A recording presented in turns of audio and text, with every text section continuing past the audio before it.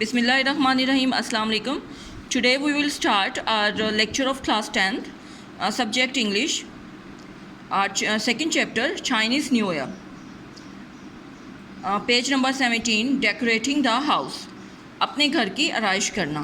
Another popular custom is to hang up signs and posters on doors and windows with the Chinese word fu written on them.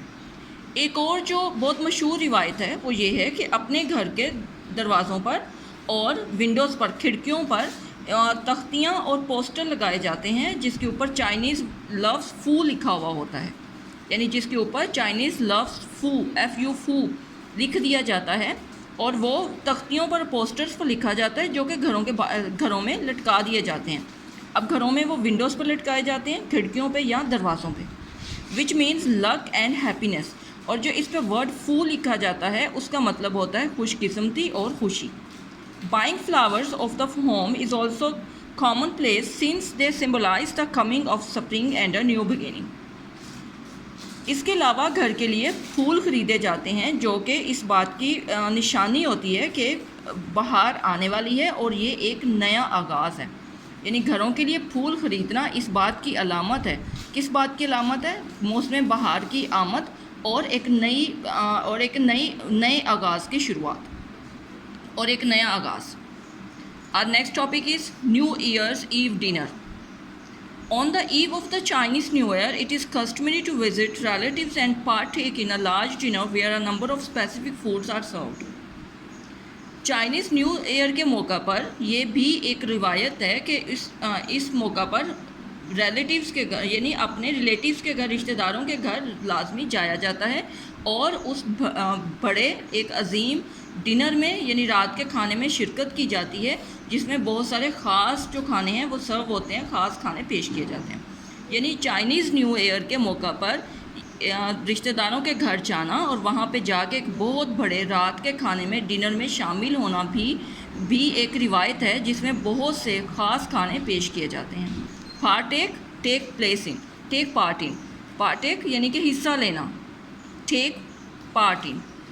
It is typical for a Chinese family to make 8 to 9 dishes for the New Year's Eve dinner.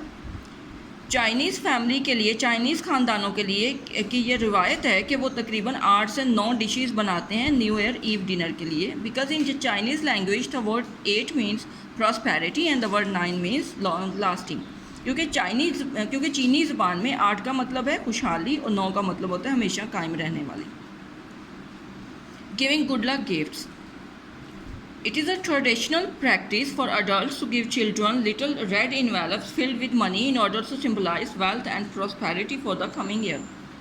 ये भी एक रिवायत है कि बड़ों की तरफ से बच्चों को रेड लिफाफों में कुछ पैसे भरकर दिए जाते हैं जो कि इस चीज़ की अलामत है कि उनके पास आने वाले साल में उनके पास दौलत और खुशहाली रहे. It is also common for elders to present red packets to unmarried members of the family. इसके अलावा ख़ानदान के जिनकी शादी नहीं हुई होती, अनमैरिड लोगों के लिए भी कुछ ख़ास गिफ्ट्स दिए जाते हैं उस ख़ानदान के बड़ों की तरफ से. Envelopes are not to be opened and until the recipient has left the home of the giver. और वो इन्वेलप्स वो लिफाफे तब तक नहीं खोले जा सकते जब तक कि देने वाला उसी घर में मौजूद हो. यानी जब वो गेस्ट वहाँ से चला जाएगा तो अपने घर जाके वो इन्वेलप खोल सकता है. Honoring the animal. The next topic is honoring the animal. Every year is associated with one of the 12 animals of the Chinese zodiac. हर साल एसोसिएट होता है, यानी मुंसलिक होता है, चाइनीज़ का एक बुर्ज है जिसमें 12 जानवर शामिल होते हैं, उनमें से किसी भी एक के साथ. यानी चाइनीज़ जो बुर्ज है एक उन्होंने बनाया हुआ है चाइनीज़ में, उसमें 12 टोटल एनिमल्स की जो स्ट्रेंथ है वो 12 होती है और हर साल एक ख़ास जानवर के साथ मुंसलिक होता है. These animals are often represented in decorations. और वो एनिमल्स जो हैं, वो जानवर जो हैं, वो उनकी आराइश में भी शामिल होते हैं. यानी इन जानवरों से ही वो अपने घरों वगैरह की आराइश करते हैं. Some people believe that those born during the year of a particular animal may have the character traits of that animal. कुछ लोगों का तो ये भी यकीन है कि अगर वो किसी ख़ास जानवर वाले साल में पैदा हुए हैं तो वो उनमें उस जानवर की ही खूबियाँ और उसका किरदार, उनके किरदार में उस जानवर की खूबियाँ लाजमी शामिल होती हैं.